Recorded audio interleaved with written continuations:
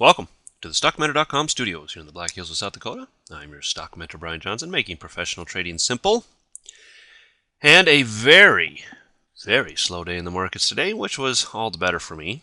I spent most of the day sick, some sort of a flu bug or something going around. But my kids had it, now I got it, but I think I'm coming out of it now. I'm starting to feel a lot better, slowly but surely starting to get my appetite back. So it was a good day to just kind of veg on the couch and let the markets move sideways. Just a terrible day to trade the indices today. What do we got? About 30 points, 34 points in the Dow. 34 points in the Dow. That just blows my mind. Not much to show here as we come into the last couple days of the month. Finishing out the year. We are almost out of 2009. 2010 coming. So as you see today, we just moved basically sideways. We've skipped right on to the daily. You can see that we have closed above the 10,500 mark twice now. I'm not real excited about the daily candle I see here. This, once again, another potential reversal candle right here. Kind of wishing I had gone short into the close, actually. I think that we may see a move down tomorrow. I don't know if it'll be anything large, though. We're coming now into the last couple days of the year, and so we may just see it kind of wander sideways for the next couple days. I was expecting a little bit more action this week, and maybe we do get something tomorrow, but for the time being, we take what we have, and that is 1, 2, 3 closes above the 10,500 for the Dow. Not the best of candles right here, but once again, only a potential reversal candle. Would make sense to see a pullback tomorrow, though. Do not be surprised if you wake up tomorrow and we're maybe even gapped down a little bit in the morning, or if we end up opening even tomorrow, maybe even a move down tomorrow. Back into this 10,500 for the Dow. On the NASDAQ, it's also moving sideways, finding nice support here, though, at the 20-period moving average on the 60-minute. Let's see if that can hold going into tomorrow morning. Here is the daily, showing us, put another, like I said, another potential reversal candle here. I'd really like to see it get back down below about the 1865 area. And then I'd start looking for this line to hold. So watch that tomorrow.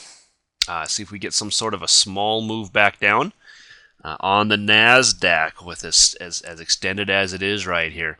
You can see it up here at the 1872. This is the weekly. We got a couple days left in this, so I'm not going to pay too much attention after a Tuesday to what we see here. But I am very curious to see where it will close the month.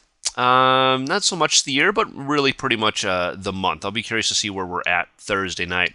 Once again, pay attention to the volume. I mentioned the last couple weeks of the year are usually just for trading, and we may see exactly that again this year as people continue to spend time away from the markets, especially with another 4-day week. I do believe we are closed on Friday for the 1st. SPX on a 60-minute, this is by far the most interesting of the charts to me. You can see it here right at the 60-minute, the 20 period on the 60-minute, but most importantly, the daily. And look what it did. It held that overhead resistance today.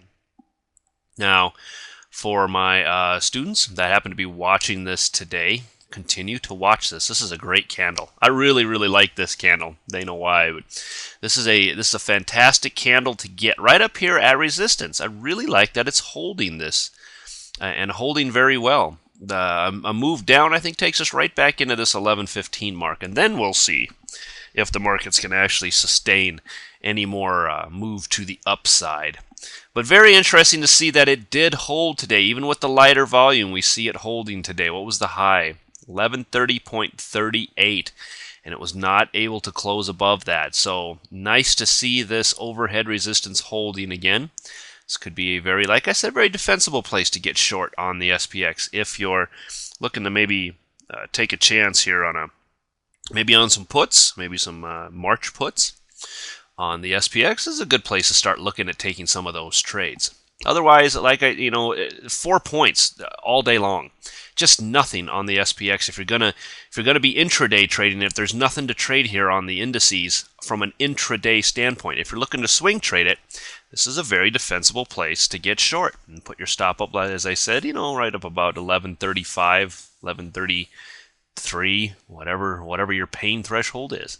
Weekly standpoint, once again, very early, but we are ever so slightly above that line. I could probably tweak that to put us on it or right under it, so I'm not real concerned about it yet. I'm looking for a bigger white candle to really confirm this move to the upside above that resistance. VIX on a daily, still stuck down here towards the bottom.